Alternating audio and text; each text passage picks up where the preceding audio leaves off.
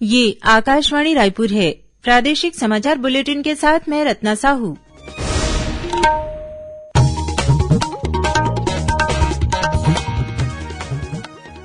और अब पेश है आज के मुख्य समाचार। प्रधानमंत्री ने कम टीकाकरण वाले जिलों में स्थिति की समीक्षा के लिए वर्चुअल बैठक ली। 1 अरब से अधिक टीके लगाने के लिए कोरोना योद्धाओं की सराहना की।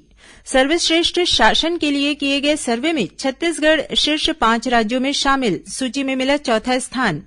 गौरेला पेण्ड्रा मरवाही जिले में हाथियों के हमले से बचने की कोशिश में पुलिस अधीक्षक और उनकी पत्नी घायल, उपचार के लिए बिलासपुर रेफर किया गया। और आज मनाया जा रहा है रूप चौदस का पर्व, कल मनाई जाएगी दीपावली। राज्यपाल और मुख्यमंत्री ने प्रदेशवासियों को दी शुभकामनाएं।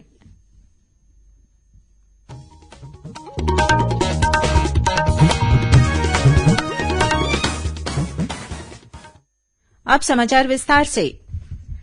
प्रधानमंत्री नरेन्द्र मोदी ने 1 अरब से अधिक टीके लगाने के लिए कोरोना योद्धाओं की सराहना की है। वर्चुअल माध्यम से देश के 40 से अधिक जिलों के अधिकारियों के साथ बैठक के दौरान श्री मोदी ने कहा कि देश में अधिक से अधिक टीके लगाने के लिए अन्य जिलों के अनुभव से सीखना होगा।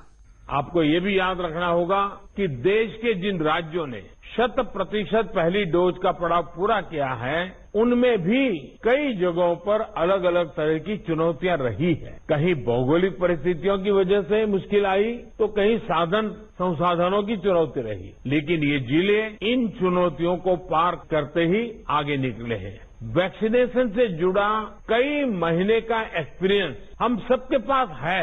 हमने बहुत कुछ सीखा है।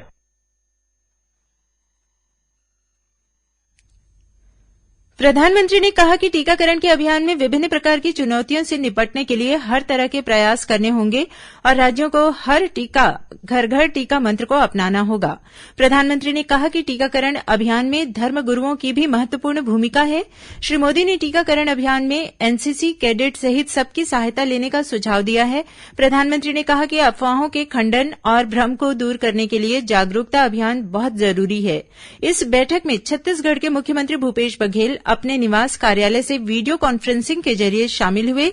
बैठक में स्वास्थ्य मंत्री टीएस सिंहदेव, मुख्य सचिव अमिताभ जैन, अपर मुख्य सचिव सुब्रत साहू, प्रमुख सचिव स्वास्थ्य डॉक्टर आलोक शुक्ला भी वीडियो कॉन्फ्रेंसिंग के जरिए उपस्थित थे। यह समीक्षा बैठक उन जिलों पर केंद्रित थी जहां 50% से भी कम पात्र लोगों ने पहला टीका लगवाया है। सर्वश्रेष्ठ शासन के लिए किए गए सर्वे में छत्तीसगढ़ शीर्ष 5 राज्यों में शामिल हो गया है। साल 2021 में छत्तीसगढ़ को सर्वश्रेष्ठ शासित राज्यों की सूची में चौथा स्थान दिया गया है। केरल राज्य ने सूची में शीर्ष स्थान हासिल किया है। गौरतलब है कि पब्लिक अफेयर्स इंडेक्स पीएआई स्थिरता सूचकांक संसाधनों तक पहुंच और उपयोग के आधार पर राज्यों को रैंक प्रदान करता है। इसका प्रभाव अर्थव्यवस्था, पर्यावरण और मानव जाति पर पड़ता है। प्रदेश के गौरेला पेण्ड्रा मरवाही जिले में हाथियों के हमले से बचने की कोशिश में पुलिस अधीक्षक और उनकी पत्नी के घायल होने की खबर है। बताया जाता है कि पुलिस अधीक्षक त्रिलोक बंसल अपनी पत्नी के साथ पेण्ड्रा के अमारू जंगल पहुंचे थे, जहां हाथियों के दल ने अचानक हमला कर दिया। हमले से बचने की कोशिश में एसपी और उनकी पत्नी घायल हो गई, जिन्हें बेहतर उपचार के लिए बिलासपुर रेफर किया गया है। रेल मंत्रालय और सूचना तथा प्रसारण मंत्रालय ने रेलवे के परिसरों में फिल्मांकन को आसान बनाने के लिए एकल खिड़की फिल्मांकन व्यवस्था सुनिश्चित की है। फिल्म निर्माता अब फिल्मांकन के लिए फिल्म सुविधा कार्यालय के वेब पोर्टल के माध्यम से आवेदन कर सकते हैं। इस एकल खिड़की का उद्देश्य रेलवे जैसे विभिन्न स्थलों में फिल्मांकन को आसान बनाकर फिल्म निर्माताओं को सुविधा प्रदान करना है। गौरतलब है कि इस नई व्यवस्था से दक्षिण पूर्व मध्य रेलवे के प्राकृतिक दृश्यों से भरपूर क्षेत्रों और बिलासपुर, रायपुर के साथ नागपुर मंडल में फिल्मांकन की अनुमति मिलने में आसानी होगी। रेल यात्रियों की सुविधा को देखते हुए सूरत और हटिया के बीच 3 अतिरिक्त फेरों के लिए छठ पूजा स्पेशल ट्रेन चलाई जाएगी। इस गाड़ी का आगामी 11 से 26 नवंबर तक परिचालन किया जाएगा। यह ट्रेन 11, 18 और 25 नवंबर को सूरत से रवाना होगी। वहीं 12, 19 और 26 नवंबर को हटिया से सूरत के लिए चलाई जाएगी। इस बीच सर्दियों में पड़ने वाले घने कोहरे के कारण दक्षिण पूर्व मध्य रेलवे बिलासपुर जोन की दुर्ग छपरा और छपरा दुर्ग ट्रेन को 1 दिसंबर से 27 फरवरी तक विभिन्न तिथियों में रद्द किया जाएगा। ट्रेन रद्द किए जाने के बारे में पीआरएस में भी नामांकित किया जा रहा है। मुख्यमंत्री भूपेश बघेल लोकवाणी में इस बार उद्यमिता और जन सशक्तिकरण का छत्तीसगढ़ मॉडल पर बातचीत करेंगे। इस मासिक रेडियो वार्ता लोकवाणी की 23वीं कड़ी का प्रसारण 14 नवंबर रविवार को होगा। लोकवाणी का प्रसारण छत्तीसगढ़ स्थित आकाशवाणी के सभी केन्द्रों, एफएम रेडियो और क्षेत्रीय समाचार चैनलों से सुबह 10:30 बजे से 11 बजे तक होगा। प्रदेश के प्रसिद्ध जनकवि और गीतकार लक्ष्मण मस्तूरिया की आज पुण्यतिथि है। इस अवसर पर मुख्यमंत्री भूपेश बघेल ने स्वर्गीय मस्तूरिया को श्रद्धांजलि अर्पित की है। श्री बघेल ने अपने संदेश में कहा है कि मस्तूरिया के गीतों में छत्तीसगढ़ की माटी की सौंधी महक और स्थानीय लोक जीवन की झलक दिखाई पड़ती है।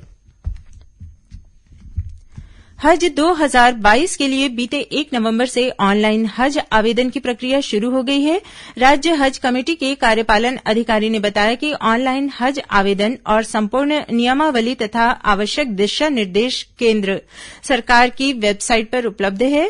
इसके अलावा प्रदेश भर में 38 ई हज सुविधा केंद्र पर भी आवेदकों द्वारा अपना निःशुल्क आवेदन भरे जाने की सुविधा उपलब्ध कराई गई है।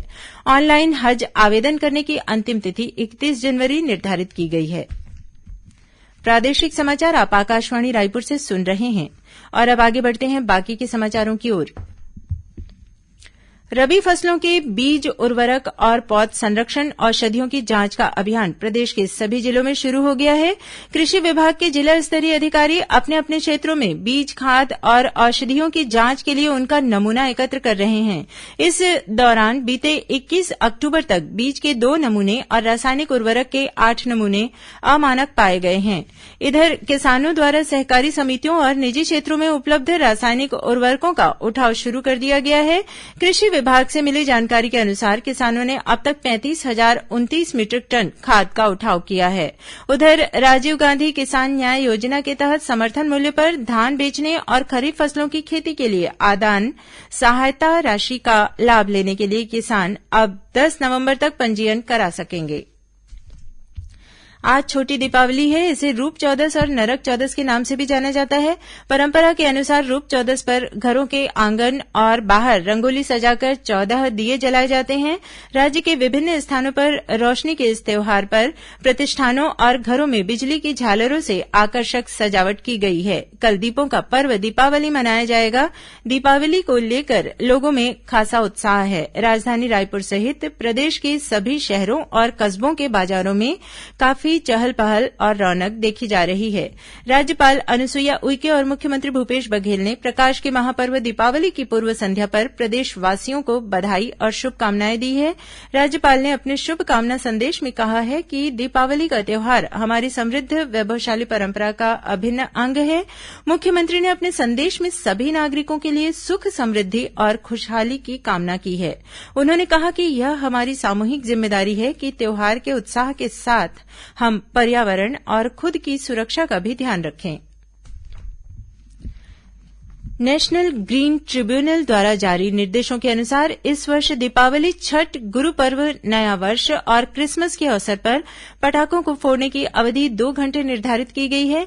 दीपावली पर्व पर रात 8 बजे से रात 10 बजे तक और छठ पूजा पर सुबह 6 से 8 बजे तक ही पटाखे फोड़े जा सकेंगे। जारी निर्देश के अनुसार केवल हरित पटाखे ही बेचे तथा उपयोग किए जा सकेंगे। केवल उन्हीं पटाखों को उपयोग के लिए बाजार में बेचा जा सकेगा जिनसे होने वाली आवाज का स्तर निर्धारित सीमा के भीतर हो। सीरीज पटाखे अथवा लड़ियों की बिक्री, उपयोग और निर्माण प्रतिबंधित किया गया है। इस बीच नेत्र रोग विशेषज्ञ डॉक्टर दिनेश मिश्रा ने इस साल भी दीपावली पर पटाखों से आंखों में लगी चोटों के इलाज के लिए 2 दिवसीय निःशुल्क नेत्र शिविर लगाने की बात कही है। यह शिविर 4 नवंबर की शाम से 5 नवंबर की रात तक संचालित किया जाएगा। वहीं डॉक्टर मिश्रा ने लोगों से पटाखे चलाने के दौरान सावधानी बरतने और पर्याप्त दूरी बनाए रखने की अपील की है। उन्होंने बच्चों के पटाखे फोड़ने के दौरान बड़ों के साथ रहने का भी आग्रह किया है। दुर्ग जिले में गोवर्धन पूजा से पंचायत स्तर पर पैरादान महाअभियान की शुरुआत की जाएगी। इस बार जनपद स्तर पर सबसे अधिक पैरा एकत्रित करने वाले 3 पंचायतों को जिला प्रशासन सम्मानित भी करेगा। दुर्ग कलेक्टर डॉक्टर सर्वेश्वर नरेन्द्र भूरे ने ग्रामीणों से अधिक संख्या में इस अभियान में शामिल होने की अपील की है। अब कुछ अन्य खबरें संक्षिप्त में। रायपुर कलेक्टर ने 6 नवंबर भाई दूज पर स्थानीय अवकाश घोषित किया है।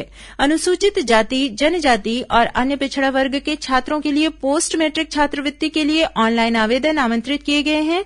आवेदन की अंतिम तिथि 30 नवंबर निर्धारित की गई है। राजनांदगांव में जनता की समस्याओं और शिकायतों के समाधान के लिए फिर से जनदर्शन शुरू किया जा रहा है। 8 नवंबर को कलेक्ट्रेट में इसकी शुरुआत होगी। महासमुंद जिले के झलप में राजीव गांधी किसान न्याय योजना की राशि खाते में जमा नहीं होने से नाराज किसानों ने आज चक्का जाम किया। अधिकारियों की समझाइश के बाद चक्का जाम समाप्त हुआ। उधर गरियाबंद जिले में बोनस की राशि मिलने में देर होने पर किसानों ने राष्ट्रीय राजमार्ग पर चक्का जाम किया। बाद में बोनस वितरण शुरू होने पर किसानों ने चक्का जाम समाप्त किया। और कोंडागांव जिले के फरसगांव में पुलिस ने 22 किलो गांजे के साथ 2 आरोपियों को गिरफ्तार किया है। अंत में मुख्य समाचार एक बार फिर। प्रधानमंत्री ने कम टीकाकरण वाले जिलों में स्थिति की समीक्षा के लिए वर्चुअल बैठक ली। 1 अरब से अधिक टीके लगाने के लिए कोरोना योद्धाओं की सराहना की। सर्वश्रेष्ठ शासन के लिए किए गए सर्वे में छत्तीसगढ़ शीर्ष 5 राज्यों में शामिल, सूची में मिला चौथा स्थान। गौरेला पेंड्रा मरवाही जिले में हाथियों के हमले से बचने की कोशिश में पुलिस अधीक्षक और उनकी पत्नी घायल, उपचार के लिए बिलासपुर रेफर किया गया। और आज मनाया जा रहा है रूप चौदस का पर्व। कल मनाई जाएगी दीपावली। राज्यपाल और मुख्यमंत्री ने प्रदेशवासियों को दी शुभकामनाएं। इसी के साथ प्रादेशिक समाचार बुलेटिन समाप्त हुआ। नमस्कार।